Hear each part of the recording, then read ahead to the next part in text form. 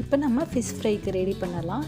இதுக்கு வந்து நான் வீட்டிலேயே அரைச்ச குழம்பு மிளகாய்த்தூள் 2 டீஸ்பூன், மல்லித்தூள் 2 டீஸ்பூனு, மிளகாய்த்தூள் 2 டீஸ்பூனு, அப்புறம் காஷ்மீரி மிளகாய்த்தூள் வந்து கொஞ்சம் எடுத்துருக்கோம்.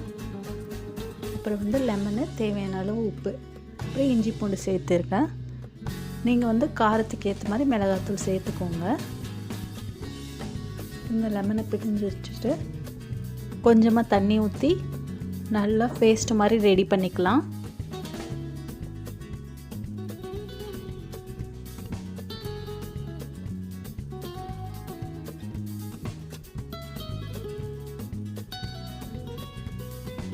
இப்போ நம்ம கட் பண்ணி எடுத்து வச்சுருக்க ஃபிஷ்ஷில் இதை வந்து அப்ளை பண்ணிவிட்டு ஒரு 1/2 அன் ஹவர் கழித்து நல்ல மசாலாலாம் இறங்கின அப்புறம் ஃப்ரை பண்ணி எடுத்தால் போதுங்க. ரொம்பவே சூப்பரான ஒரு ஃபிஷ் ஃப்ரை வந்து ரெடி ஆயிரும்.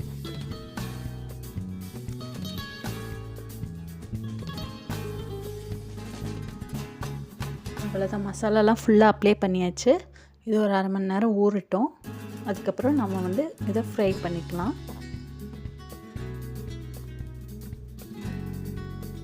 அப்புறம் வானல் எடுத்துகிட்டு ஹீட் ஆனப்புறம் இது வந்து நான் எண்ணெயில் போட்டு பொரிக்க போகிறதில்ல, அதில் போட்டு வறுத்து எடுக்க போகிறேன். அதனால் எண்ணெய் அளவாக தான் சேர்த்துருக்கேன் நான்.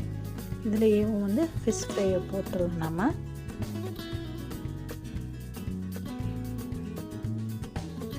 இந்த மாதிரி கொஞ்சம் எண்ணெயில் வந்து இந்த மாதிரி ஃபிஷ் ஃப்ரை பண்ணும்போது டேஸ்ட் ரொம்பவே நல்லாயிருக்கும்.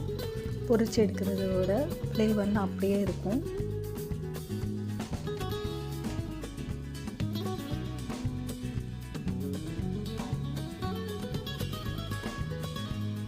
மீன் ரொம்பவே சாஃப்டாக இருக்கும், பஞ்சு மாதிரி.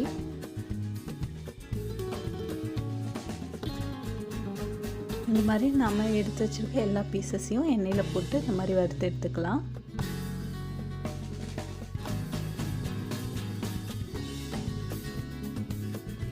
பாருங்கள், ரொம்பவே சூப்பரான ஒரு ஃபிஷ் ஃப்ரை ரெடி ஆயிடுச்சு. நீங்களும் இதே மாதிரி ட்ரை பண்ணி பாருங்கள். டேஸ்ட் ரொம்பவே அல்டிமேட்டாக இருக்கும். எல்லாருமே ரொம்ப லைக் பண்ணி சாப்பிடுவாங்க.